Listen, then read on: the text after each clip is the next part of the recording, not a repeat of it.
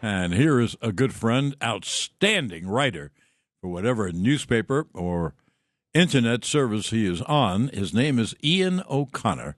And Ian, I welcome you to the program and thank you for coming on.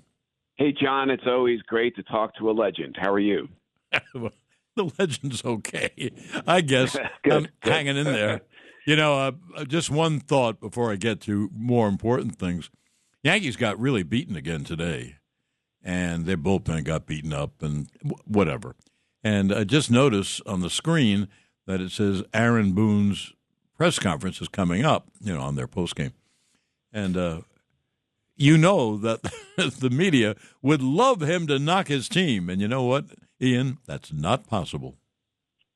Yeah, I agree, John. I don't think he's capable really of doing that, at least in this climate, the way he sees it. But I think obviously the big story is Aaron Judge. Any kind of absence when you're talking about Aaron Judge, who's having one of the great seasons of all time, would be really damaging to this Yankee cause. And obviously, John, just looking at it, they, as you know, 2 months ago, they're up 7 games in the division. Now they're down 6 games to Toronto, who is 8 games back of the Yankees 2 months ago. So this slide has gone on for an extended period of time, and it is very alarming. Well, if my numbers are right, and I really never have numbers with me, but I think they have lost 27 of their last 41 games. And, boy, that's not just one little blip in the road. That's a long time, 41 games. That's 1/4 of the year. Yeah, so, John, and it's also the way that they've lost, the errors upon errors upon errors. And it surprised me this year. I really thought the Yankees would be a very buttoned-up, fundamentally sound team based on not just losing the World Series, but as you remember, a few of the Dodgers players pretty much mocked the Yankees for their lack of fundamentally sound play, particularly on the defensive side of the ball. And so I have to say I'm actually kind of shocked that they're having this kind of season defensively.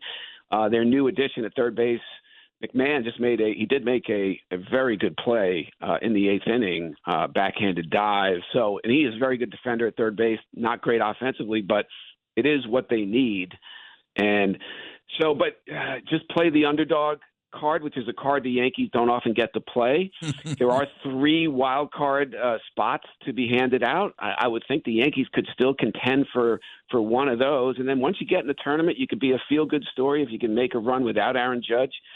But let's hope that it doesn't get to that point, because I felt this year, John, that I was watching, and really in the last 3-4 years, it was like covering Babe Ruth. Oh, absolutely. I felt like I got to feel or understand what it was like back then to cover Babe Ruth, and that was a privilege. So I imagine the way the Blue Jays have played against the Yankees, you could argue that the Yankees should be afraid of them in the postseason tournament. But I just don't see a juggernaut team that I would say, no, the Yankees can't beat this opponent in a playoff series.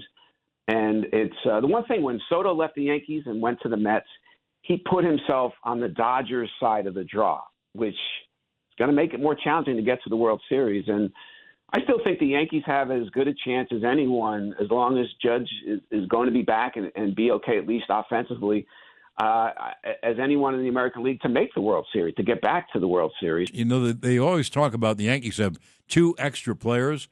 I think that's a good thing. Then they have 2 guys on the bench who can hit. So, and as you know, John, Stanton has good October numbers, better than Judge's, really. Right, yeah. So he's a guy who's produced under pressure. So that's something that's certainly in the Yankees' minds right now as they determine what the heck they're going to do when Judge comes back as basically a full-time DH.